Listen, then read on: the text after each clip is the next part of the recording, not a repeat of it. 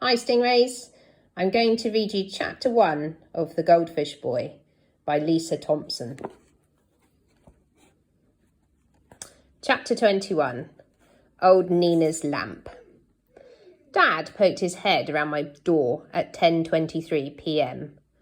I was lying on top of my bed in my pyjama shorts and a t-shirt. It was too hot to get under the sheets. It wasn't Teddy on that ferry, Dad said sadly. It was just a little boy who looked like him on his way to see his grandparents in Holland.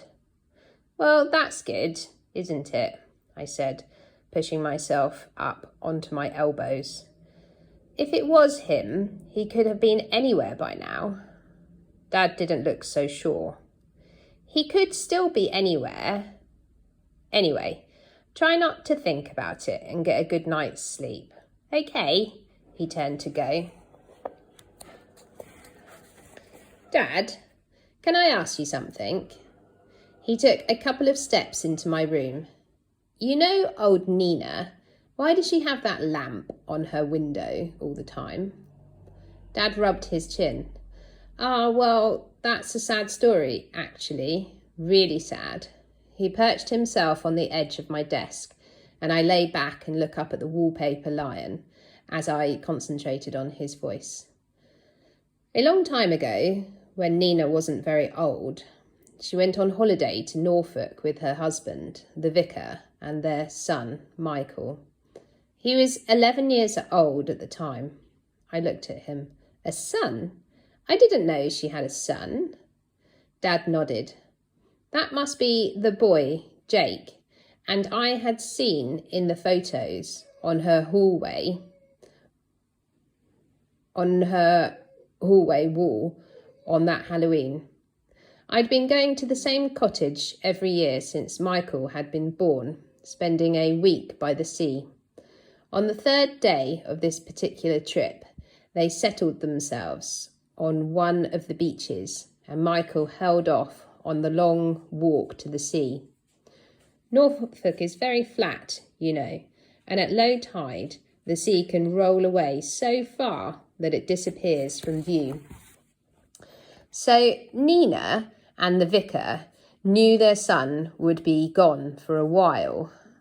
Midday came and Michael still hadn't returned for his lunch, and they weren't worried. Like I said, the sea was such a long way away, and he would have spent a good while having to swim before he made the trek back again. They kept thinking that any minute now they'd spot his figure growing bigger on the horizon as he headed towards them.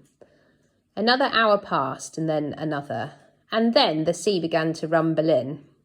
It was then that they alerted the Coast Guard. Dad stopped for a moment and stared at my carpet. A team of boats searched into the night, but Michael was never found. They drove home in darkness, and when they got back to the rectory, Nina switched on the lamp that was in the window. They stayed up all night waiting for news, but none came. Morning arrived, and the lamp was left on and forgotten about. But when it got dark that evening, Nina looked at the warm orange glow and decided there and then to leave it on permanently. She felt the light would somehow show her son the way home. I shivered and pulled the sheet over me. They never found out what happened to him? Dad shook his head. No. And she's still waiting? She's been leaving the lamp on, hoping her son is going to come back after all these years? Dad stood up. I doubt it, after all this time. It's probably become just a comfort for her now. He rubbed his hair and gave a yawn. Right, it's getting late now, young man.